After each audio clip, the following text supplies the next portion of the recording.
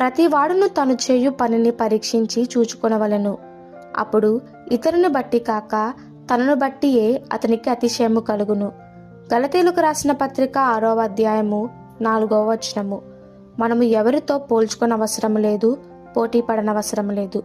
ఎందుకనగా మనమున్న రీతిని బట్టియే మనకు నిజమైన స్వతంత్రము. ప్రజలను అనేక విధములుగా స్వతంత్రులుగా చేయుటకు యేసుక్రీస్తు ఈ లోకమునకు వచ్చెను.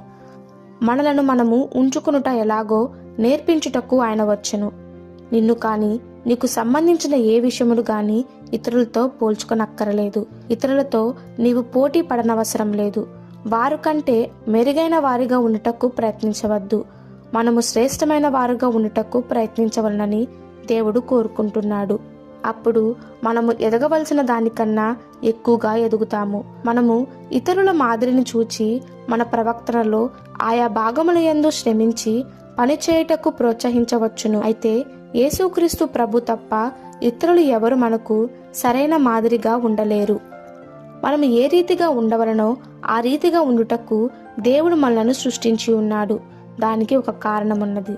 ఇతరుల వలె ఉండుటకు మనం ప్రయత్నించినడలా అది ఎన్నో చిక్కులతో కూడుకొని ఉంటుంది.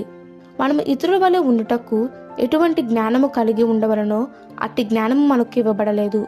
మన వలె మన ఉండుటకు సులువైన సామాన్యమైన విషయముగా ఉండును. ఆ విధముగా ఉండుటకు దేవుడు మనకు జ్ఞానం ఇచ్చి ఉన్నాడు. ఎందుకనగా అది ఆయన చిత్తము. కావున మనకిచ్చిన ఈ జ్ఞానముతో శ్రేష్టమైన వారిగా ఉంటూ దేవుని చిత్తమును తెలుసుకొని నడిచేవారిగా ఉందాం.